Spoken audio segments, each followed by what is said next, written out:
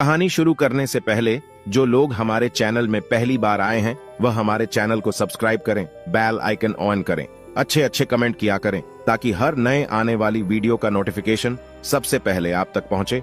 चलिए कहानी शुरू करते हैं। प्राचीन समय पहले की बात है। एक जंगल में एक तीतर और तीतर की पत्नी बैठे हुए थे। सर्दियों की रात थी, कड़ाके की ठंड पड़ रही थी। तब तीतर की पत्नी तीतर से कहती है कि पिया जी, आज की रात निकालने के लिए ऐसा क्या किया जाए, इसे आज की रात निकल जाए, सर्दी बहुत भारी पड़ रही है। तीतर की पत्नी कहती है कि कोई ऐसी कहानी सुनाओ जिससे हमारी यह आज की रात कट जाए। तीतर अपनी पत्नी की बात सुनकर एक कहानी शुरू करता है कि तुम ध्यान से सुनो, बड़ी ज्ञानवर्धक और प्रेरणादायक कहानी तुम्हें सुनाने जा रहा हूं। यह कहानी एक राजा और उनकी पुत्रियों की है। अब तीतर की पत्नी बड़े ध्यान से सुनती है और तीतर कहानी शुरू करता है और कहता है, बहुत समय पहले की बात है। एक राजा था जिसकी 7 पुत्रियां थीं। सभी 7 राजकुमारियां बहुत सुंदर थीं, लेकिन जो सबसे छोटी राजकुमारी थी वह बहुत ही सुंदर और समझदार थी। उस राजकुमारी का नाम चंद्रमुखी था, जो अपनी सभी बहनों में सबसे ज्यादा समझदार थी। राजा की पहली पत्नी की मृत्यु हो गई थी। माता की मृत्यु के समय 7 पुत्रियां बहुत छोटी थीं। उसके बाद इन 7 राजकुमारियों के पालन पोषण की जिम्मेदारी राजा पर आ गई थी। राजा अपनी बेटियों को बहुत प्यार करता था। राजा उन सभी राजकुमारियों की बहुत अच्छे से देखभाल करता था। उन्हें माता और पिता दोनों का प्यार देता था। वे चाहता था कि राजकुमारियों को ऐसा ना लगे कि उनकी मां नहीं है। वो उनके लिए तरह तरह के भोजन बनवाता और अच्छे अच्छे कपड़ों का भी प्रबंध करता। वह अपनी बेटियों का पालन पोषण अच्छे से करने की कोशिश करता था। अब धीरे धीरे राजकुमारियां बड़ी होने लगी और वे अपने पिता राजा महाराज के लिए भोजन बनाकर रख देती थीं। जब भी राजा अपने मंत्रियों के साथ किसी राज्य के कार्य के लिए अपनी राजधानी से बाहर जाता, तब राजकुमारियां उनके लिए खाना बनाकर रास्ते के लिए उनके साथ भेज दिया करती। धीरे धीरे समय बीत रहा था। उस राज्य में राजा का एक प्रधान सेवक था जिसकी मृत्यु हो गई थी। वे भी अपने पीछे अपनी पत्नी और एक छोटी लड़की को छोड़ गया था। वे दोनों प्रधान सेवक के बिना इस संसार में अकेली रह गई थी। राजा की 7 लड़कियां अपने पिता के लिए भोजन तैयार करती थीं। जब वह राजकुमारियां भोजन तैयार कर रही होती थी, उसी समय उस प्रधान सेवक की पत्नी, जो कि विधवा थी, उनके पास आती और राजा की बेटियों से थोड़ी सी आग मांगती। राजा की छोटी बेटी चंद्रमुखी को वे औरत बिल्कुल भी पसंद नहीं थी। वे उसे लताड़ देती थी और कहती थी कि अपने घर जाकर स्वयं आग जलाओ। तुम रोज रोज हमसे आग मांगने क्यों आ जाती हो? लेकिन उस औरत पर इस बात का कोई असर नहीं होता। वे विधवा औरत प्रतिदिन उनसे आग मांगे के लिए आने लगी। उसे छोटी राजकुमारी कितना भी लताड़ती और मना करती, लेकिन उस पर कोई असर नहीं होता था। राजकुमारी चंद्रमुखी की जो 6 बड़ी बहनें थीं, वे अपनी छोटी बहन को बहुत समझाती कि चंद्रमुखी शांत रहा करो, वे बेचारी विधवा हैं, और यदि हम इसको थोड़ी सी लकड़ी की आग दे देंगी और ये उससे आग जला लेगी तो क्या हो जाएगा? जब देखो तुम उस औरत से लड़ती झगड़ती रहती हो। इसके साथ ही तुम उसको इतना भला बुरा भी सुनाती हो। इसमें उस बेचारी का क्या कसूर है? वे हमारे यहां आकर केवल हमारे चूल्हे से थोड़ी सी आग ही तो मानती है। अपनी बड़ी बहनों की बात सुनकर छोटी राजकुमारी कहती है कि कोई बात नहीं, आज तुम्हें मेरी बात समझ नहीं आती, लेकिन देख लेना, एक ना एक दिन यह औरत हमारे लिए बहुत बड़ी मुसीबत पैदा कर देगी। यह सिलसिला इसी तरह चलता रहा। वे औरत रोज उनके घर पर आग मांगने जाती और जैसे तैसे सबसे नजर बचाकर राजा के खाने में राख मिला देती। क्योंकि वह विधवा औरत बड़ी दुष्ट स्वभाव की थी, वे जल्दी जल्दी से राख मिलाकर राजा का बना हुआ भोजन खराब कर देती थी। धीरे धीरे राजा को भी अपने खाने में कुछ खराबी महसूस होने लगी। वह जानता था कि उसके लिए खाना उसकी बेटियां बनाती है। राजा अपनी पुत्रियां से बहुत अधिक प्रेम करता था, इसलिए वह समझ नहीं पा रहा था कि उसकी पुत्रियां उसके खाने को क्यों बिगाड़ देती हैं। उसे इस बात का विश्वास नहीं हुआ। एक दिन राजा ने सोचा कि सच्चाई जानने के लिए मुझे अपनी पुत्रियों पर नजर रखनी चाहिए, क्योंकि मेरी बेटियां मेरे लिए ऐसा तो नहीं कर सकती हैं कि वे मेरा खाना बिगाड़ दें। ऐसा सोच विचार करके राजा अपने कक्ष में चला गया। जब उसकी पुत्रियां खाना बना रही थीं, तो वे उन्हें खाना बनाते हुए छिपकर देखने लगा कि मेरी बेटियां किस मकसद के लिए मेरे खाने को खराब करती हैं। ऐसा खराब खाना खिलाकर वे मुझे क्यों मारना चाहती हैं? अपने मन में ऐसा विचार करते हुए राजा अपनी पुत्रियों को देखने लगा। क्योंकि वे अपने पुत्रियों से प्यार भी बहुत करता था। उसने अपनी पुत्रियों को खाना बनाते हुए दीवार के गुप्त झरोखे से देखा। वे जानना चाह रहा था कि मेरी बेटियां कैसे खाना बिगाड़ती हैं। उसके सातों लड़कियां बड़ी सावधानी से चावलों को धो रही थीं और बड़ी स्वच्छता से भोजन को तैयार कर रही थी। जैसे ही सभी प्रकार के भोजन बनकर तैयार हो गए तो उसने देखा कि उसकी बेटियों ने बड़ी सावधानी और स्वच्छता के साथ भोजन को चूल्हे से दूर हटाकर रख दिया। इसके बाद राजा ने जो देखा उसे देखकर वह बड़ा ही आश्चर्यचकित हुआ। राजा ने देखा कि प्रधान की विधवा आग लेने के लिए उनके घर पर आई और उसने अपने घर पर भोजन को पकाने के लिए आग मांगी। तभी चंद्रमुखी उस पर क्रोधित हो गई और उसे खरी खोटी सुनाने लगी। चंद्रमुखी उससे कहने लगी, जब देखो मुंह उठाए आग मांगने चली आती है। फिर चंद्रमुखी की दूसरी बहनों ने उसे समझाया, कोई बात नहीं, आग ही तो मांग रही है, तुम गुस्सा मत करो। जब वे आग लेकर जाने लगी तो उसने राजकुमारियों की नजर से बचकर सारे खाने में राख मिला दी। इस प्रकार उसने सबसे नजरें बचाकर सारा खाना खराब कर दिया। जब राजा ने देखा कि उसकी बेटियों ने तो बहुत साफ सफाई और बड़े सुंदर तरीके से खाना बनाया था, लेकिन प्रधान की पत्नी ने लकड़ियां लेने के बाद खाने के सामान में राख मिला दी है, तो राजा बहुत क्रोधित हुआ और वह अपने राजमहल में दरबार लगाकर बैठ गया। उसने तुरंत अपने आदमियों को प्रधान की पत्नी को पकड़कर लाने के लिए भेज दिया और उनसे कहा कि प्रधान की पत्नी को मेरे सामने शीघ्र पेश करो। विधवा औरत को राज के दरबार में लाया गया। जब राजा ने उससे इस सारी घटना के बारे में पूछा तो उस विधवा औरत ने कहा कि महाराज मुझे क्षमा करें, मैं तो एक खेल खेल रही थी और मैं तो यह देखना चाहती थी कि आप कितने चतुर और समझदार हैं और कैसे इस समस्या का समाधान निकालते हैं। वह औरत महाराज की प्रशंसा करते हुए कहने लगी, महाराज आप तो बहुत ही न्यायप्रिय और समझदार हो। इस प्रकार उस औरत ने राजा को अपनी मीठी मीठी बातों में उलझा दिया। उसकी ऐसी बातें सुनकर राजा भी उसकी समझदारी के कारण उस पर अत्यधिक प्रसन्न हो गया और उस पर मोहित भी हो गया। राजा ने उसको दंड देने के स्थान पर उसको रानी बनाने का निर्णय कर लिया और इस तरह उससे विवाह कर लिया। अब वे प्रधान की विधवा पत्नी विवाह करके राजमहल में आ गई। अब वे विधवा से रानी बन गई। अब ये नई रानी राजा की पहली पत्नी से पैदा हुई सातों लड़कियों से बहुत अधिक नफरत और घृणा करने लगी। वह चाहती थी कि किसी भी प्रकार से ये सातों राजकुमारियां महल से निकल जाए।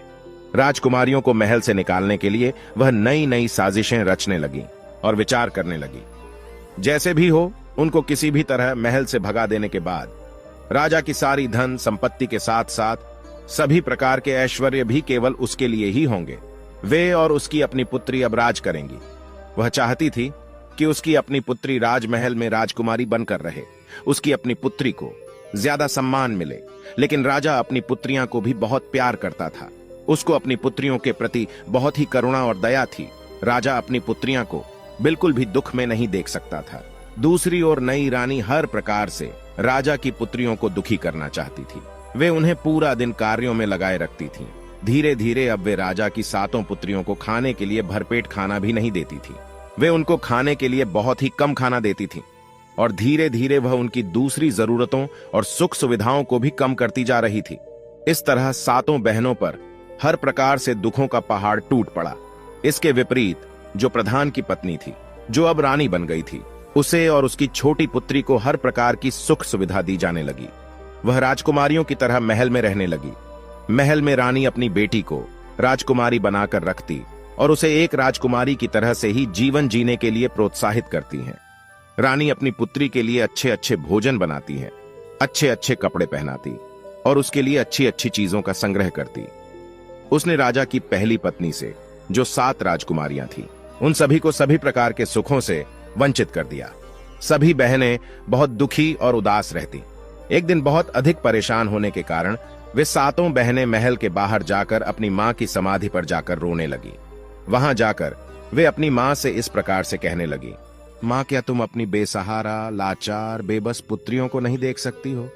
हम सब कितनी अधिक दुखी हैं। सौतेली मां हम पर कितने जुल्म ढा रही हैं। हम भूख प्यास से तड़प रही हैं। मां अब हम क्या करें? धीरे धीरे यहां उनका रोज का काम हो गया। दिन में जब भी वह दुखी होती, वह अपनी मां की समाधि पर चली जाती और रोते हुए अपनी मां से अपना दुख कहती। एक दिन जब वह सभी अपनी मां की कब्र पर बैठी हुई रो रही थी और सिसकियां भर रही थी, तभी उन्होंने देखा कि उनकी मां की समाधि पर एक बहुत ही सुंदर अनार का पेड़ उत्पन्न हो गया। जल्दी ही वे पेड़ पूरी तरह से ताजे, सुंदर और स्वादिष्ट फलों से लग गया। अब वे सभी सातों बहनें उन फलों को खाकर अपनी भूख को शांत करने लगी। हर रोज जब उनकी सौतेली मां उनको खाने के लिए पर्याप्त भोजन नहीं देती थी, तो वे सब अपनी मां की समाधि पर आकर इस तरह से अनार के फलों को खाकर अपनी भूख को शांत करने लगी। आगे चलकर उन सब बहनों ने अपनी सौतेली मां के द्वारा दिया जाने वाला घटिया भोजन खाना बंद कर दिया और केवल अनार के फलों को खाकर ही जीवित रहने लगी, क्योंकि वे अनार का वृक्ष एक अद्भुत पेड़ था। उस पेड़ से फलों को जितना अधिक तोड़ा जाता, अगले दिन उसे अधिक पके और सुंदर स्वादिष्ट फल लग जाते, जो इन सब बहनों के लिए भोजन के लिए पर्याप्त होते। उन सातों बहनों की सौतेली मां अब ये सोचने लगी कि यह सातों भोजन भी नहीं करती है और मैं भी इन सातों बहनों को खाने के लिए कुछ भी नहीं देती हूं। मैं इन्हें इतना दुखी करती हूं, फिर भी यहां सभी इतनी सुंदर और स्वस्थ कैसे दिखाई दे रही है।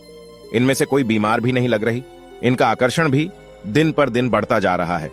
यह सब कैसे हो रहा है, जबकि अपनी बेटी को मैं इतना कुछ अच्छा अच्छा खिलाती हूं, तब भी वह इनके आगे फीकी लगती है।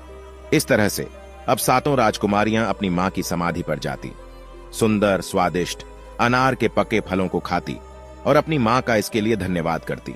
जब उनकी सौतेली मां से रहा नहीं गया, तो उसने इसका रहस्य जानने की सोची और एक दिन उनकी सौतेली मां ने अपनी बेटी को उनका पीछा करने के लिए कहा। उनकी सौतेली मां की बेटी उनका पीछा करते हुए उस समाधि के पास पहुंच गई और उसने देखा कि सातों की सातों बहनें अनार के पके हुए फलों को इकट्ठा कर रही है। अब चंद्रमुखी ने उसे देख लिया और उसे देखकर चंद्रमुखी ने अपनी दूसरी बहनों से कहा कि तुम सब क्या देख रही हो? ये लड़की हम सबका पीछा कर रही है, हम सबको देख रही है। चलो हम मिलकर इसको यहां से भगा देते हैं, इन अनार के फलों को छुपा देते हैं, नहीं तो यह यहां से जाकर सारी बातें अपनी मां को बड़ा चढ़ाकर बताएंगी और यह हमारे लिए बहुत बड़ी परेशानी पैदा कर सकती है। लेकिन चंद्रमुखी की दूसरी बहनों ने कहा, अरे नहीं नहीं चंद्रमुखी, तुम इतनी अधिक परेशान मत हो, यहां लड़की तो निर्दोष है, इसकी मां हमें कष्ट देती है तो इसमें इसका क्या कसूर है। ऐसा कहकर वे उसे अपने पास बुला लेती है और उसको भी खाने के लिए कुछ अनार दे देती है। अब वे लड़की अपने घर आकर अपनी मां से कहती है कि मां, यह सभी कोई भूखी नहीं रहती है, इनकी मां की समाधि पर एक अनार का पेड़ है, ये सभी उस पेड़ से अनार के फल तोड़कर खाती हैं और उस पेड़ के फल भी बड़े ही अद्भुत है। ऐसा मीठा फल अपने जीवन में मैंने आज तक कभी नहीं खाया। बेटी के मुख से ऐसी बातें सुनकर रानी बहुत गुस्से में आ गई और वह सोचने लगी कि अब मैं इन्हें वहां से फल खाने से कैसे रोकूं। अगले दिन उसने अपना पूरा समय अपने कक्ष में ही बिताया। राजा ने अपने कक्ष में आकर रानी से पूछा कि रानी, तुम्हारे दुख और उदासी का क्या कारण है? रानी ने राजा से कहा कि मेरे सिर में बहुत दर्द है और ऐसा लगता है कि जैसे यह दर्द मेरी जान ले लेगा। अगर कोई मुझे मेरे इस दर्द से मुक्त कर सकता है तो वह अनार का सुंदर पेड़ है जो तुम्हारी पहली पत्नी की समाधि पर है। वह अनार का पेड़ ही मेरा यह दर्द दूर कर सकता है। राजा के पूछने पर उसने कहा कि उस पेड़ को उखाड़कर उसकी जड़, उसके तने और साथ में उसके पत्तों को पानी में उबालकर जो जल तैयार होगा, उस उबले जल से मेरे सिर की मालिश करने पर और मेरे द्वारा उसका सेवन करने पर मेरे सिर का दर्द ठीक हो जाएगा। रानी की बात मानकर राजा ने उसी समय अपने नौकरों को अपनी पहली पत्नी की समाधि पर भेजा और कहा कि समाधि पर जो अनार का पेड़ है उसको जड़, तना और पत्तों समेत उखाड़कर मेरे पास यहां लेकर आओ।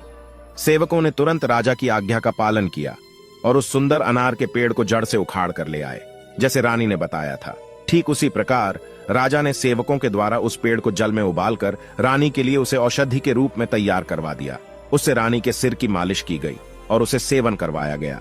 सेवन करने के बाद उस क्रूर रानी ने राजा से कहा कि अब मैं बिल्कुल ठीक हो गई हूं और बहुत अच्छा महसूस कर रही हूं। जब अगले दिन सातों बहनें अपनी मां की समाधि पर गई तो उन्होंने देखा कि वहां समाधि पर से अनार का वह सुंदर पेड़ गायब हो चुका है। ये देखकर वह सभी परेशान हो गई और उन्होंने बहुत दुखी होकर रोना शुरू कर दिया। वे सोचने लगी कि अब वहां मां की समाधि पर अनार का पेड़ भी नहीं है, वे कहां जाएंगी और क्या खाएंगी।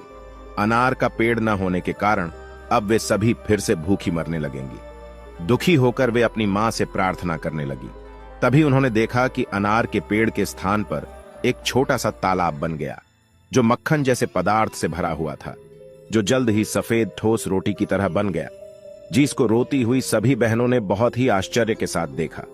यह देखकर सभी बहनें बहुत खुश हुईं और उसमें से कुछ रोटी को लेकर खाने लगी, जो खाने में बहुत ही अधिक स्वादिष्ट थे और उन्हें बहुत पसंद भी आए। अगले दिन भी वही हुआ और इसके बाद अब रोजाना यही होने लगा।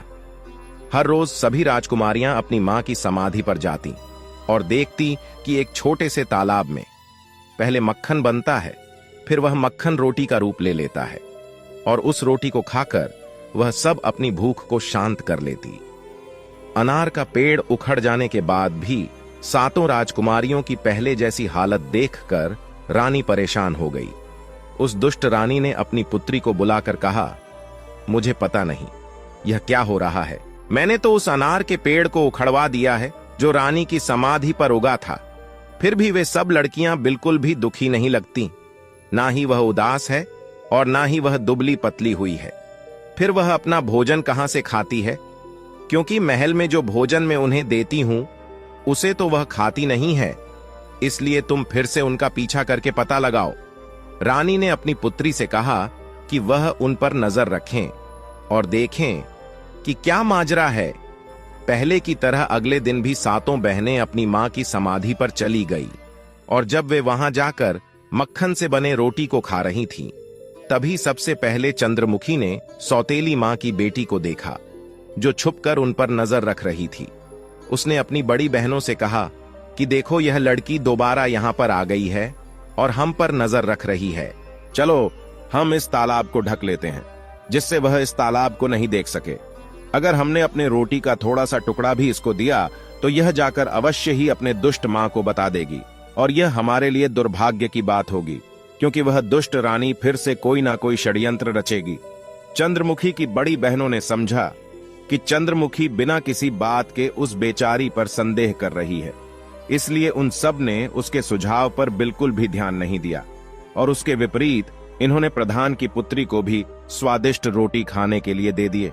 जब उनकी सौतेली मां को सातों राजकुमारियों के बारे में ये रोटी वाली बात पता चली तो वह क्रोध से बहुत लाल पीली होने लगी और उसके साथ ही उसने अपने नौकरों को बुलाकर कहा कि अभी जाओ, रानी की समाधि को वहां से उखाड़ दो और उसके पास में जो छोटा सा तालाब है उस तालाब को कूड़ा करकट आदि से भरकर नष्ट कर दो। इस पर भी रानी संतुष्ट नहीं हुई। एक दिन रानी फिर से भयंकर बीमारी का बहाना करके अपने कक्ष में पड़ी रही और महाराज को बुलाया गया। महाराज ने आकर रानी की बीमारी का कारण जानना चाहा। राजा ने कहा कि चाहे मेरा सारा साम्राज्य बिक जाए, लेकिन मैं तुम्हारी बीमारी को ठीक करने के लिए तुम्हें अच्छे से अच्छे वैद्य को दिखाऊंगा और तुम्हें बिल्कुल ठीक कर दूंगा। लेकिन वह रानी तो अपनी चाल चल रही थी। वह तो स्वभाव से ही दुष्ट थी। तो वह दुष्ट रानी कहने लगी कि इतना कुछ करने की जरूरत नहीं है। मेरे जीवन को तो केवल तुम्हारा एक छोटा सा कार्य ही बचा सकता है।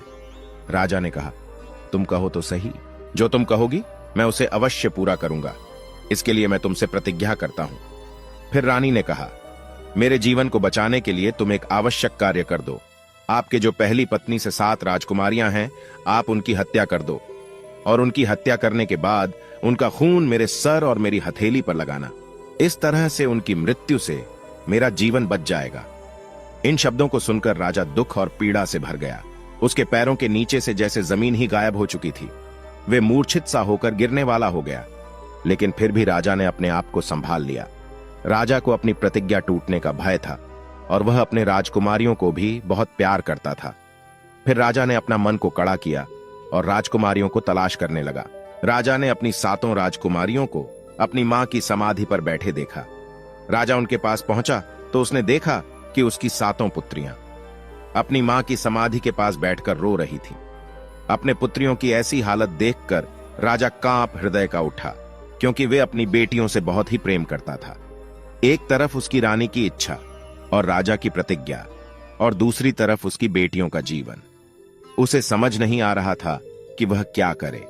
अपने पुत्रियों के पास पहुंचकर राजा प्रेम पूर्वक अपनी पुत्रियों से बोला कि तुम मेरे साथ इस महल से बाहर जंगल में चलो। पिता की बात मानकर वह सभी उसके साथ चल पड़ी। वे उन सभी को लेकर जंगल की ओर चल दिया। जंगल में कुछ दूर जाकर एकांत में राजा ने आग लगाई और उन सब के लिए कुछ चावल को पकाकर उनको खाने के लिए दिया। दोपहर का समय था। इस समय बहुत अधिक गर्मी हो रही थी, जिसके कारण सभी सातों बहनें खाना खाने के बाद गहरी नींद में सो चुकी थी। जब राजा ने देखा कि सातों बहनें सो चुकी हैं, तो वह चोरी से छुपकर उन लड़कियों से निगाह बचाकर वहां से भाग गया। उन सबको गहरी नींद में सोते हुए राजा ने वहीं पर छोड़ दिया। राजा अपने मन में यह सोचकर खुश था कि चलो, हमारी पुत्रियां जहां कहीं भी रहेंगी, कम से कम जीवित और ठीक तो रहेंगी। वे अपनी सौतेली मां के अत्याचारों से तो बची रहेंगी या कहीं जाकर अपना जीवन गुजार लेंगी। साथ ही उसने भगवान से प्रार्थना की कि वे इस एकांत जंगल में उसकी पुत्रियों को भूखे प्यासे किसी जानवर के भोजन के रूप में मृत्यु को प्राप्त हो जाने से बचाए। राजा इस प्रकार सोचते हुए और बार बार भगवान से प्रार्थना करते हुए वहां से चला गया। राजा ने वापस आते समय जंगल में एक हिरण को मारा और उसके खून को लेकर महल में वापस आ गया। उसने रानी के सिर और हथेली पर उस हिरण के खून को लगा दिया। उस क्रूर रानी ने सोचा कि राजा ने सच में सातों राजकुमारियों को मार दिया है। उसने राजा से कहा कि अब वह बिल्कुल ठीक महसूस कर रही है। उधर जंगल में राजा के चले जाने के बाद सातों बहनों की नींद खुल गई। उन्होंने अपने आप को घने जंगल में अकेले पाया। जब उन्होंने अपने चारों तरफ भयंकर जंगली जानवरों के चिंघाड़ने की आवाजों को सुना, तो उन आवाजों को सुनते ही वे डर कर कांपने लगी। उनका पूरा शरीर भय से कांपने लगा, जिसके कारण वे सब रोने और चिल्लाने लगी। अपने आप को वहां अकेला पाकर वह अपनी पूरी शक्ति लगाकर अपने पिताजी को पुकारने लगी। उन्हें आशा थी कि उनकी आवाज को सुनकर उनके पिता जरूर आएंगे, लेकिन उन सबको ऐसा करते हुए बहुत समय गुजर गया, लेकिन राजा नहीं आए। उन सबको अपनी आवाज के सिवाय ऐसा सुनाई दे रहा था जैसे बादल गड़गड़ा रहे हो। इसके अतिरिक्त वहां कुछ नहीं था। ठीक उसी दिन उस जंगल में एक दूसरे पड़ोसी राज्य के 7 राजकुमार वहां शिकार खेलने के उद्देश्य से आए थे। जब वे सब अपने राज्य के लिए प्रस्थान कर रहे थे, तब उन राजकुमारों में से सबसे छोटे राजकुमार ने अपने भाइयों को रोकते हुए कहा कि भाई, जंगल में जरूर कोई फंसा हुआ है और हम सबको उनकी सहायता करने के लिए चलना चाहिए। शायद वे किसी को पुकार रहे हैं। अब सब लोग यही ठहर जाओ। मैं समझता हूं कोई रो रहा है और किसी को बुला रहा है। क्या तुम सब इस आवाज को नहीं सुन रहे? चलो उस दिशा में चलते हैं जहां से यह आवाज आ रही है और तलाश करते हैं कि यह कौन है। इस तरह से छोटे राजकुमार ने अपने 6 भाइयों को बताया, तो सातों राजकुमारों ने जंगल को चीरते हुए अपने घोड़ों को उसी दिशा में दौड़ा दिया जिस दिशा से वह रोने की आवाज आ रही थी। कुछ ही समय में वे 7 राजकुमार जंगल में उस जगह पर पहुंच गए जहां पर वे सातों बहनें विलाप करते हुए रो रही थीं। उन सबको इस तरह से विलाप करते हुए देखकर राजकुमारों को दया आ गई। सबसे बड़ा राजकुमार बहुत अधिक आश्चर्यचकित हुआ और उसने बड़ी व्याकुलता से उनसे पूछा कि तुम सब यहां पर कैसे फंस गई हो और तुम कौन हो? उन राजकुमारियों ने अपनी सारी कहानी उन सातों भाइयों को सुना दी। तब सातों राजकुमारों ने यह निश्चय किया कि भगवान की कृपा से यह सातों राजकुमारियां हमें मिली है। इनको हमें अपने साथ अपने राज्य में ले जाना चाहिए और इनके साथ विवाह करके इन्हें अपने साथ ही रखना चाहिए। इस तरह से सबसे बड़े राजकुमार ने सबसे बड़ी राजकुमारी से विवाह किया, दूसरे ने दूसरी राजकुमार से। इस तरह से सातों राजकुमारों ने विवाह कर लिया। सबसे छोटे राजकुमार ने राजकुमारी चंद्रमुखी से विवाह कर लिया, जो कि सबसे अधिक बुद्धिमान और सुंदर थी। 7 राजकुमारों की शादी 7 राजकुमारियों से हो गई। विवाह करने के बाद सातों राजकुमार अपने राज्य में वापस लौट आए। उनके वापस आने पर पूरे राज्य की प्रजा में खुशी की लहर दौड़ गई। करीब 1 साल बाद चंद्रमुखी, जो सबसे छोटी राजकुमारी थी, उसको एक बेटा हुआ। बेटा होने पर परिवार के सब लोग खुश थे। उन्हें ऐसा लगता था कि लड़के का एक पिता नहीं बल्कि 7 पिता है और 7 माताएं हैं। वे सब उसे बहुत प्यार करते थे और सब मिलकर अपने बच्चे की तरह उसका पालन पोषण करते थे। इस तरह से धीरे धीरे समय बीतने लगा। वे बहुत खुश थे।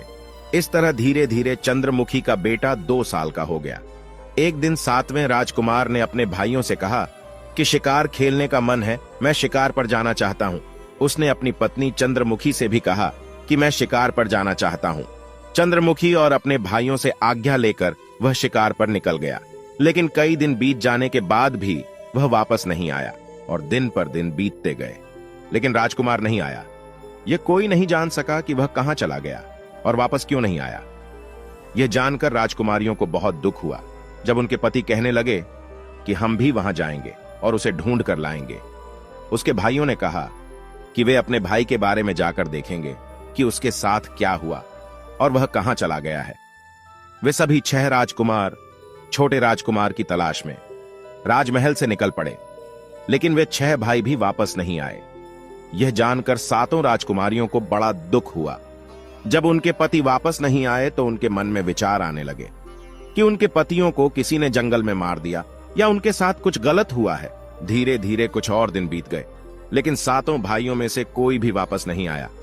एक दिन चंद्रमुखी अपने पुत्र को पालने में झूला रही थी और सभी बहनें नीचे के कमरे में काम कर रही थीं। ठीक उसी समय कोई महल के दरवाजे पर आया जिसने काला लबादा पहन रखा था। वह स्वयं को एक साधु बता रहा था और वह भिक्षा मांगने के लिए आया है। नौकरों ने कहा कि तुम महल के अंदर भिक्षा मांगने के लिए नहीं जा सकते। राजा के सभी पुत्र इस समय बाहर गए हुए हैं। हम सबको लगता है कि वे सब मर गए हैं और उनकी विधवाओं को तुम्हारे भिक्षा मांगने से परेशानी हो सकती है, इसलिए तुम अंदर मत जाओ। द्वारपाल ने उसे खूब रोकने की कोशिश की, लेकिन उस आदमी ने कहा कि मैं एक साधु हूं और साधु को भोजन खिलाना और साधु को भिक्षा देना कोई गलत काम नहीं है।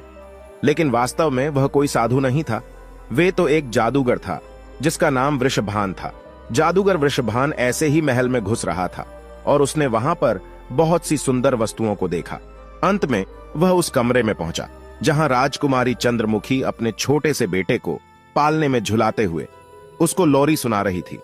उसको देखते ही जादूगर वृषभान ने सोचा कि इतनी अधिक सुंदर औरत जो स्वर्ग की किसी अप्सरा की तरह है, आज तक उसने अपने जीवन में कभी नहीं देखी। राजकुमारी चंद्रमुखी को देखकर वे जादूगर उस पर अत्यधिक मोहित हो गया और सीधा उसके पास चला गया। उसके पास जाकर उसने चंद्रमुखी से कहा कि मैं तुमको पसंद करता हूं, तुम मेरे साथ मेरे घर चलो, मैं तुमसे विवाह करना चाहता हूं। राजकुमारी चंद्रमुखी अपने कमरे में इस प्रकार एक अनजान व्यक्ति को देखकर हैरान थी। ऊपर से वह व्यक्ति उससे इस प्रकार विवाह करने की बात कर रहा था। राजकुमारी चंद्रमुखी ने कहा, मैं शादीशुदा हूं, मेरा पति है, मुझे डर है कि उसकी मृत्यु हो चुकी है, फिर भी मेरा यह छोटा सा बेटा है जिसके लिए मैं निश्चित रूप से यही रहूंगी और इसका पालन पोषण करूंगी। दुनिया में जीने के लिए मुझे पति के अलावा मुझे अपने बेटे के सहारे की जरूरत है जो मेरे पास है। जो उस जादूगर ने उसे बहुत से लोग प्रलोभन दिए, लेकिन राजकुमारी चंद्रमुखी जादूगर की बात में नहीं आई और उसने कहा कि मैं इसके पिता को तलाश करूंगी, इसका पिता जरूर मिलेगा। लेकिन वह जादूगर ना सुनने का आदी नहीं था। उसे बड़ा गुस्सा आया कि यह राजकुमारी मेरे साथ विवाह करने के लिए राजी नहीं हो रही है। तो उसने उस राजकुमारी को बहुत बार समझाने की कोशिश की, लेकिन चंद्रमुखी ने क्रोधित होकर वृषभान जादूगर को वहां से जाने के लिए कह दिया। जादूगर वृषभान चंद्रमुखी पर बहुत क्रोधित हो गया और उसने चंद्रमुखी को अपने जादू के बल पर एक छोटे से काले कुत्ते में बदल दिया। जादूगर वृषभान ने कहा कि तू अपनी इच्छा से मेरे साथ नहीं चलेगी, तो मेरी इच्छा से, मेरी शक्ति से मेरे साथ चलेगी। जब उस जादूगर ने राजकुमारी चंद्रमुखी को कुत्ता बना दिया तो कुत्ता बनकर वे इधर उधर भागने लगी। बेचारी के पास कोई शक्ति भी नहीं थी जिससे वह अपनी दूसरी बहनों को बता सके कि उसके साथ क्या हुआ है। विवश होकर वे एक कुत्ते के रूप में अपनी विवशता लिए जादूगर वृषभान के इशारे में चलने लगी। जादूगर वृषभान जैसे ही महल के दरवाजे से पहुंचा तो द्वारपालों ने उससे पूछा कि तुमने इस छोटे से कुत्ते को कहां से लिया है? तो उस जादूगर ने जवाब दिया कि राजकुमारियों ने इस कुत्ते को मुझे एक उपहार के रूप में दिया है। यह सुनते ही द्वारपालों ने उसे कुछ भी पूछे बगैर महल के दरवाजे से बाहर जाने दिया। कुछ समय बाद चंद्रमुखी की दूसरी बड़ी 6 बहनों ने अपने भांजे के रोने की आवाज सुनी। जब वे सीढ़ियों से चढ़कर उसके कमरे में गई तो उन्होंने देखा कि वहां कमरे में कोई भी नहीं था। उन्होंने चारों ओर देखा, लेकिन उन्हें चंद्रमुखी कहीं दिखाई भी नहीं दे रही थी। फिर उन्होंने सेवकों से पूछा तो सबने उन्हें बताया कि कोई साधु आया था। उन्होंने उस साधु के काले कुत्ते के बारे में भी उनको बताया। राजकुमारियों ने अंदाजा लगा लिया कि जरूर चंद्रमुखी के साथ कुछ बुरा हुआ है और वह हमें छोड़कर चली गई हैं। उसके साथ जरूर कोई षड्यंत्र रचा गया है। अब धीरे धीरे समय गुजरता रहा। चंद्रमुखी के पुत्र को 6 मौसियों ने मिलजुल कर पाल लिया और वह अब 14 साल का हो गया था। एक दिन उसकी मौसियां उसे अपने परिवार का इतिहास बताने लगी। राजकुमार ने सब कुछ ध्यान से सुना। वे राजकुमार अपने माता पिता और ताऊ के बारे में सुनकर बहुत दुखी हो गया। वह राजकुमार अपने माता पिता और अपने तावों को ढूंढने के लिए बड़ा उतावला हो उठा। उसने दृढ़ संकल्प कर लिया कि वह संसार में कहीं भी, किसी भी कोने में जहां भी उसके परिवार वाले होंगे, वह उन्हें ढूंढकर जरूर लाएगा। उसने अपने इस दृढ़ संकल्प को अपनी मौसियों को बताया कि वह अपने माता पिता और ताऊ को, यदि वह सब जिंदा मिल गए, तो सबको ढूंढकर अपने घर वापस लेकर आएगा। उसकी मौसियों को उसके दृढ़ संकल्प के बारे में जानकारी होने पर सब उसे रोकने लगे। वे उससे कहने लगी कि वे अपना विचार बदल दें। वे कहने लगी कि बेटा, जो लोग जाने थे वह लोग चले गए, अब कहीं हम तुम्हें भी ना खो दें। हमने अपने पतियों और अपनी बहन को तो खो दिया, और अब हम तुम्हें खोना नहीं चाहती। उनकी तरह यदि तुम भी हमसे दूर चले गए तो हम किसके सहारे जिंदा रहेंगे, और जिंदा रहकर भी क्या करेंगे। तब लड़के ने अपनी मौसियों से कहा, तुम मुझे मत रोको। अगर यह संभव हुआ तो मैं अपने साथ अपने माता पिता और ताऊ को भी लेकर जल्दी ही वापस आऊंगा। फिर इस तरह से वह अपनी यात्रा पर चल पड़ा। लेकिन कई महीनों तक वे कुछ भी नहीं समझ सका कि किस प्रकार वह अपने सगे संबंधियों को तलाश करें।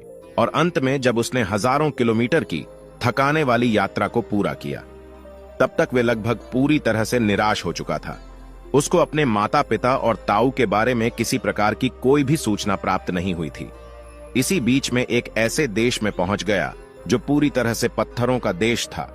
वहां पर बड़ी बड़ी चट्टानें, पेड़, इसके अतिरिक्त एक बहुत ही बड़ी और ऊंची पत्थर की कठोर इमारत थी, जिसके एक किनारे पर एक छोटा सा मकान बना था, जिसमें एक माली रहता था। जब वह उस इमारत को देख रहा था, तभी माली की पत्नी ने उसको देख लिया और भागकर उस घर से बाहर आ गई और कहने लगी, अरे बच्चे, तुम कौन हो और तुमने इस खतरनाक स्थान पर आने की हिम्मत कैसे की। उस लड़के ने कहा कि मैं एक राजा का बेटा हूं। मैं यहां अपने माता पिता और अपने ताऊ को ढूंढने आया हूं। मेरी मां को एक दुष्ट जादूगर डरा धमकाकर कुत्ता बनाकर अपने साथ ले गया है। उसकी बात सुनकर माली की पत्नी ने कहा कि यह देश और यह स्थान एक महान जादूगर का ही है। उसके पास हर प्रकार की शक्ति है। जो भी व्यक्ति उसकी आज्ञा का उल्लंघन करता है या उसका अपमान करता है, उसको वह अपनी जादू की शक्ति से पत्थर या पेड़ बना देता है। तुम यहां पर जो सभी प्रकार के पेड़ और पत्थर देख रहे हो, यह सब कभी जीवित प्राणी थे। इन सबको हमारे मालिक जादूगर ने अपनी शक्ति से इस रूप में बना दिया है। कुछ समय पहले एक राजा यहां आया था। उसके कुछ समय बाद उसके 6 भाई भी यहां पर आए थे। जादूगर ने उन सबको पत्थर और पेड़ में बदल दिया। केवल यही लोग दुर्भाग्यशाली लोग नहीं थे। इनके अतिरिक्त एक बहुत सुंदर रानी, जिसको उसने इस बड़ी इमारत में कैद करके रखा है, जिसको जादूगर ने पिछले 12 सालों से कैद करके रखा है। जादूगर उससे विवाह करना चाहता है, लेकिन वे जादूगर से नफरत करती हैं। माली की पत्नी की बातें सुनकर छोटे राजकुमार ने विचार किया, अवश्य ही यह सब मेरे माता पिता और मेरे ताऊ ही हैं।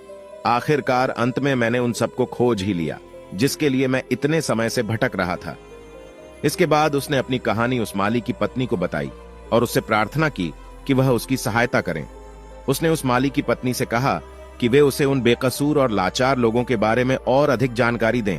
उसने माली की पत्नी से विनती की कि वह उन बेकसूर और लाचार लोगों को उस जादूगर से बचाने में उसकी मदद करें।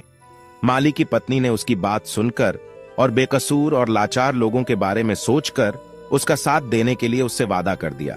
उसने सोचा कि हो सकता है कि इसकी मदद करके हम भी इस जादूगर से बच जाएं, क्योंकि वह भी उनके जुल्मों के शिकार थे। इसलिए उसने उस लड़के का साथ देने के लिए हामी भर ली। अब इस तरह से दोनों आपस में मित्र बन गए और माली की पत्नी ने उसको अपना रूप बदलने के लिए कहा। उसने समझाया कि तुम अपना रूप बदल लो, कहीं जादूगर ने तुमको देख लिया तो वह तुम्हें भी पत्थर में बदल देगा। राजकुमार तैयार हो गया और माली की पत्नी ने उस राजकुमार को अपनी एक साड़ी पहना दी और उसे बता दिया कि आज से तुम सबकी नजरों में मेरी पुत्री हो। उसके थोड़े समय बाद ही एक दिन जैसे ही जादूगर वृषभान अपने सुंदर बगीचे में घूम रहा था, तभी वहां एक छोटी लड़की को देखकर उस जादूगर ने माली की पत्नी को अपने पास बुलाया और उससे पूछा, वह लड़की कौन है? तो माली की पत्नी ने कहा कि वे उसकी पुत्री है। इस तरह से जादूगर और राजकुमार की पहली मुलाकात हुई। राजकुमार एक लड़की के भेष में जादूगर से अपनी पहचान छुपाकर मिलता है और जादूगर उसको देखकर उससे कहता है कि तुम बहुत ही सुंदर हो।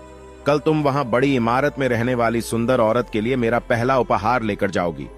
जादूगर की बात सुनकर छोटा राजकुमार बहुत खुश हो गया कि कल वह अपनी मां के लिए कोई उपहार लेकर जाएगा। जादूगर से मिलने के बाद वह तुरंत माली की पत्नी के पास गया और इस बारे में उसने उसको बताया।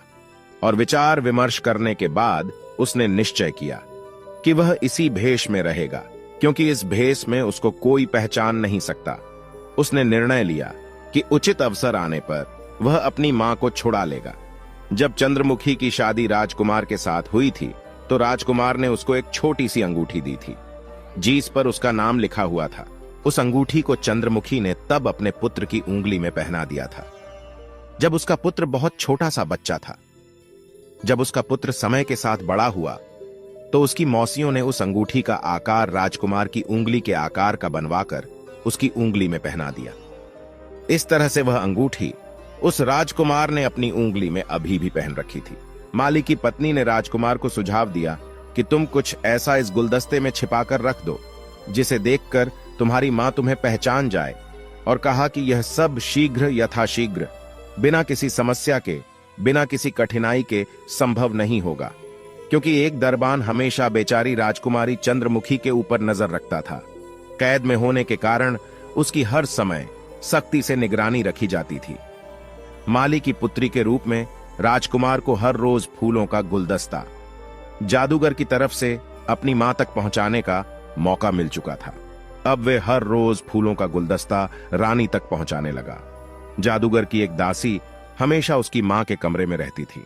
अंत में एक दिन किस्मत ने उस राजकुमार का साथ दिया और उसको एक ऐसा मौका मिल गया जब कमरे में उसकी मां के अतिरिक्त और कोई दूसरा व्यक्ति नहीं था, जब कोई भी उसको नहीं देख सकता था। तो उसने अपनी उंगली में पहनी अंगूठी को निकालकर उसे फूलों के गुलदस्ते में बांधकर अपनी मां चंद्रमुखी के कदमों में डाल दिया। इस अंगूठी के जमीन पर गिरते ही आवाज आई। जैसे ही चंद्रमुखी ने उस फूल के गुलदस्ते की ओर ध्यान दिया, चंद्रमुखी ने देखा कि इन फूलों के अंदर ऐसा क्या है जो यह विचित्र आवाज कर रहा है। ध्यान से देखने पर उसने एक छोटी सी अंगूठी को फूलों के साथ बंधे हुए पाया। उस अंगूठी को पहचानते ही जब उसने फूलों का गुलदस्ता लाने वाली लड़की की ओर देखा तो लड़की बने राजकुमार ने उसे अपने बारे में बताया। अपने पुत्र द्वारा बताई गई सारी कहानी पर उसको तुरंत विश्वास हो गया। राजकुमार ने अपनी मां से कहा कि कितनी खोज करने के बाद उसने उनको प्राप्त कर लिया है और उसे बचाने की कोशिश कर रहा है, अपने जीवन को खतरे में डालकर। वह अपने माता पिता और ताऊ को दुष्ट जादूगर वृषभान से मुक्त कराकर ले जाएगा। उसकी मां ने उसको बताया कि उसे इस जादूगर ने पिछले 12 सालों से किस तरह से कैद कर रखा है और उसने इस इमारत के सारे दरवाजों को भी बंद करके रखा है, क्योंकि वह मुझसे विवाह करना चाहता है। मैंने उससे विवाह करने के लिए मना कर दिया। बेटे ने कहा, मां, तुमने कालिया जादूगर से 12 सालों तक केवल कठोरता और क्रोध से बात की है। तुम जादूगर से कहो कि मैंने इतने लंबे समय तक अपने पति का शोक किया। अब मैं तुमसे शादी करने को तैयार हूं। इसके बाद दोनों मां बेटा बैठकर अपनी योजना बनाने लगे और उसको अंजाम देने के बारे में सोचने लगे। बेटा कहता है, इसके बाद आप यह पता लगाना कि उसकी शक्ति क्या है और क्या वह अमर है या उसे मार डाला जा सकता है। चंद्रमुखी ने अपने बेटे की सलाह को मानने का निश्चय किया और अगले दिन वृषभान जादूगर के लिए उसी प्रकार से संदेश भिजवा दिया जैसा उसके पुत्र ने सुझाव दिया था। जादूगर यह सुनकर बहुत प्रसन्न हुआ और वह जल्द से जल्द शादी करने के लिए कहने लगा। उसके बाद जादूगर वृषभान ने चंद्रमुखी से महल में चलने के लिए विनती की, लेकिन चंद्रमुखी ने उसको कहा कि इससे पहले कि वह उससे शादी करे उसे उसको थोड़ा और अधिक समय देना चाहिए ताकि वह आपस में और अधिक परिचित हो सके। और उसने कहा कि दुश्मनी जितनी लंबी होती है, दोस्ती होने के बाद उनकी दोस्ती का स्तर और भी मजबूत हो सकता है।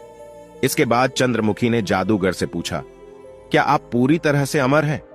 क्या आपको कभी मृत्यु छू नहीं सकती? क्या आप मानव जाति को महसूस करने के लिए एक महान जादूगर हैं? तब जादूगर ने कहा, तुम ये क्यों पूछ रही हो? तो रानी ने जवाब दिया कि शादी करके आपकी पत्नी बनने से पहले मैं आपके बारे में सब कुछ जानना चाहती हूं। यदि कोई आपदा आपके ऊपर आ गई तो मैं उसे कैसे काबू करूंगी?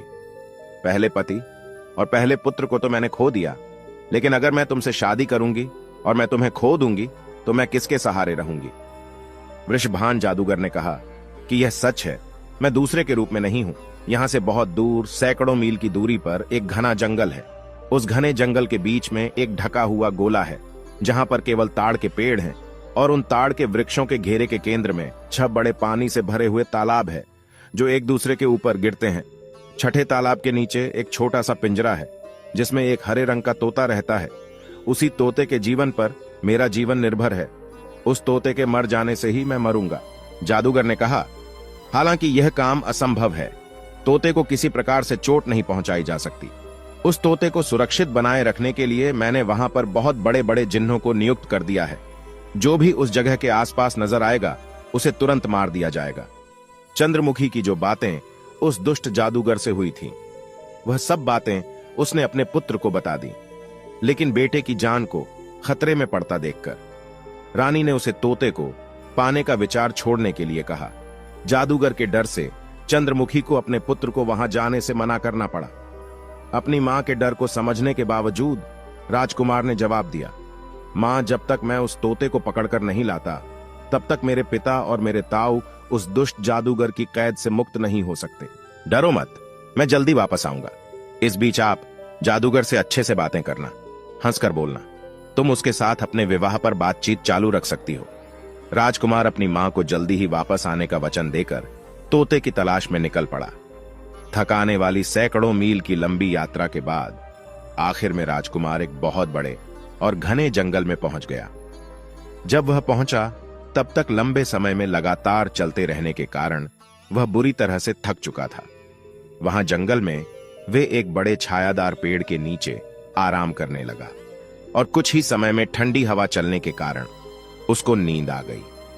थोड़ी देर के बाद कुछ शोर होने के कारण उसकी आंख खुल गई। उसने इधर उधर देखा तो उसकी निगाह एक विशाल सांप पर पड़ी जो उस पेड़ पर चढ़ने का प्रयास कर रहा था जिस पेड़ के नीचे राजकुमार आराम कर रहा था। उसी पेड़ के ऊपर की शाखाओं पर एक चील के जोड़े ने अपना घोंसला बना रखा था और उस घोंसले में चील के 2 छोटे छोटे बच्चे बैठे हुए थे। चील के वो बच्चे इस समय घोंसले में अकेले थे। उन्होंने अपनी तरफ बढ़ते हुए सांप को देख लिया था। सांप को बढ़ते हुए देखकर वे डर के मारे चिल्ला रहे थे। उन चील के 2 निर्दोष बच्चों पर आने वाले खतरे को देखकर राजकुमार ने तुरंत ही अपनी तलवार निकाल ली और उस सड़क के 2 टुकड़े करके उसे मार दिया। अभी कुछ ही देर हुई थी तब राजकुमार ने हवा में सरसराहट की आवाज को सुना। देखते ही देखते 2 वृद्ध चील आकर उस घोंसले में बैठे। वे 2 वृद्ध चील अपने बच्चों के लिए भोजन लाने के लिए शिकार पर गए थे। बच्चों के लिए लाए हुए भोजन को घोंसले में छोड़कर उन्होंने इधर उधर देखा। उन्होंने जल्दी ही मरे हुए सर्प को और उसके समीप ही तलवार पकड़कर खड़े हुए राजकुमार को भी देखा। यह सब देखकर वे दोनों वृद्ध चील उड़कर राजकुमार के पास आ गए। उन बच्चों की मां मादा चील ने राजकुमार से कहा कि हे हमारे बच्चों के रक्षक, ये क्रूर निर्दयी सर्प पिछले कई सालों से इसी तरह मेरे निर्दोष बच्चों को खाकर अपना पेट भरता था, लेकिन आज तुमने इस विषय में सांप को मारकर मेरे बच्चों के जीवन की रक्षा की है। हमारे बच्चों के प्राण बचाने के लिए हम आपके आभारी हैं। अगर तुम्हें किसी भी प्रकार से हमारी की जरूरत पड़े तो हमें याद करना। हम तुम्हारी सेवा के लिए जरूर उपस्थित हो जाएंगे और तुम हमारे इन दोनों बच्चों को अपने साथ ले जाओ। तुम अपने सेवक की तरह इन्हें अपने पास रखना। यह सुनकर राजकुमार बहुत अधिक खुश हो गए। उनके पूछने पर राजकुमार ने उन्हें अपनी पूरी कहानी बताई। चीलों ने कहा कि इस जंगल में तुम्हारे बताए हुए स्थान को ढूंढने के लिए हम तुम्हारी मदद कर सकते हैं। इसके बाद उन दोनों चीलों ने अपने पंखों को फैलाया और उस पर राजकुमार को बैठा लिया और उसे लेकर वे आकाश मार्ग से यात्रा करने लगे। वे उस राजकुमार को अपने पंखों पर बैठाकर बहुत दूर दूर तक ले गए। जब वे उसे लेकर घने जंगल में पहुंच गए तो एक स्थान पर उन्होंने गोल घेरे में उगे हुए बहुत सारे ताड़ के पेड़ कतार से खड़े हुए देखे। आकाश में अपने सर को उठाए हुए उसके माध्यम से 6 पानी से भरे तालाब भी थे। यह दिन में दोपहर का समय था, इसलिए इस समय गर्मी बहुत अधिक पड़ रही थी। चारों तरफ वृक्षों पर बैठे जिन्न, राक्षस और शैतान सभी गहरी निद्रा में सो रहे थे। वे सब अनगिनत हजारों की संख्या में थे। यह किसी भी साधारण व्यक्ति के लिए असंभव था कि कोई साधारण व्यक्ति इन असंख्य दैत्यों और राक्षसों को आमने सामने की लड़ाई में हरा दे। इस बीच चील अपने मजबूत पंखों के साथ नीचे की तरफ उतरने लगे। जब वे जमीन से थोड़ा ही ऊपर थे, तभी वे राजकुमार चील के पंखों से नीचे जमीन पर कूद पड़ा और उन चीलों के साथ मिलकर राजकुमार ने केवल एक ही प्रयास में उन सभी 6 पानी से भरे तालाब को प्रदूषित कर दिया। इसके बाद उसके अंदर से जाने वाली सीढ़ियों से होकर राजकुमार उस हरे रंग वाले तोते के पास पहुंच गया। राजकुमार ने उस तोते को कपड़े में लपेटकर अपने लबादे की जेब में डाल लिया। जैसे ही राजकुमार चीन के पंखों पर सवार होकर आकाश मार्ग से अपनी यात्रा को चल पड़ा, तब तक नीचे पेड़ों पर रहने वाले सभी जिन्ना, राक्षस और शैतान जो अभी तक सोए हुए थे, वे सभी जाग गए और सभी उनको आकाश में देखकर चिल्लाने लगे। वहां जंगल में पूरी तरह से अफरा तफरी मच गई। उन्हें यह पता लगते ही कि उनका खजाना तो गायब हो चुका है। उन सब की डरावनी चीखों से पूरा जंगल गूंज उठा। सैकड़ों मील की उड़ान भरने के बाद वह चील वहां से बहुत दूर अपने घर पर आ गए। यह वही विशाल वृक्ष था जिस पर उनका घोंसला बना हुआ था।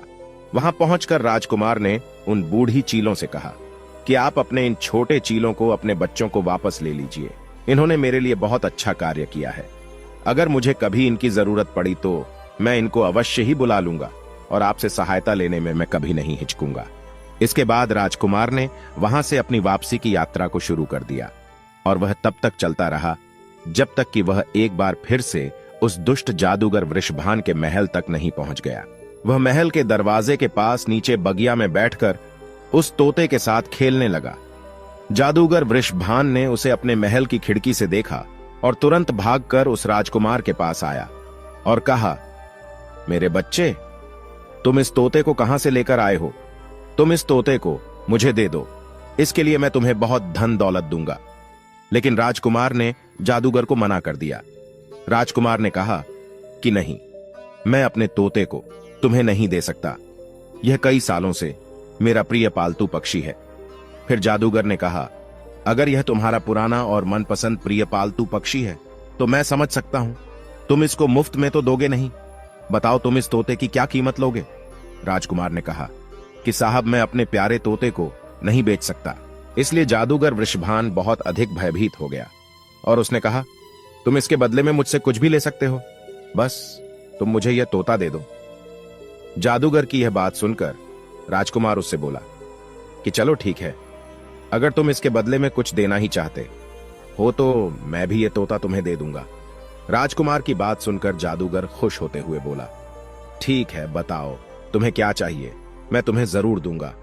अब राजकुमार ने कहा, सबसे पहले तुम उन 7 राजकुमार राजाओं को मुक्त करो जिसको तुमने पत्थर और वृक्ष बना रखा है। जादूगर ने कहा, ठीक है, तुम्हारी इच्छा पूर्ण होगी, तुम मुझे केवल यह तोता दे दो। इसके बाद चंद्रमुखी के पति समेत दूसरे 6 राजा अपने प्राकृतिक रूप में आ गए। फिर वृषभान जादूगर ने कहा कि देखो, मैंने इन्हें फिर से ठीक कर दिया है, अब तो मुझे तोता दे दो। लेकिन उस राजकुमार ने कहा, इतनी जल्दी भी क्या है, पहले तो उन सभी लोगों को आजाद करो जिनको तुमने अपनी कैद में कर रखा है। वृषभान जादूगर ने कहा, ठीक है। इसके बाद जैसे ही जादूगर ने अपनी छड़ी को घुमाया, सबके सब प्राणी जो कि पत्थर और वृक्ष बने हुए थे, सब अपने अपने प्राकृतिक शरीर में आ गए। इसके बाद वे पूरा बगीचा, जो कुछ समय पहले पत्थरों और वृक्षों से भरा हुआ था, चारों तरफ मानव जीवन की खुशबू से महकने लगा। वहां चारों तरफ इंसान ही इंसान नजर आने लगे, जो कि सब जीवित होकर सांसें लेने लगे। राजा, पंडित, नौकर, चाकर, सेवक, सरदार, घोड़े, हाथी, सैनिक, न जाने क्या क्या, ताकतवर पुरुष व सुंदर आभूषणों से सुसज्जित औरतें, सैनिकों की टुकड़ियां सब जीवित हो गईं। अब जादूगर अपने दोनों हाथ जोड़कर रोते हुए राजकुमार से विनती करने लगा कि तुम मुझे यह तोता दे दो। राजकुमार ने उस तोते को बहुत ही शक्ति से पकड़ लिया और उसके एक पंख को जोर लगाकर उसके शरीर से अलग कर दिया। इसके साथ ही जादूगर का दाहिना हाथ उसके शरीर से अलग हो गया। फिर जादूगर वृषभान ने अपने बाएं हाथ को फैलाकर राजकुमार से कहा कि आप यह तोता मुझे दे दो।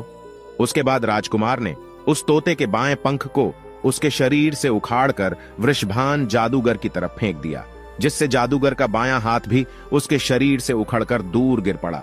इसके बाद भी वह चिल्लाता रहा कि मुझे मेरा तोता दे दो। वृषभान जादूगर अपने घुटनों पर गिर पड़ा।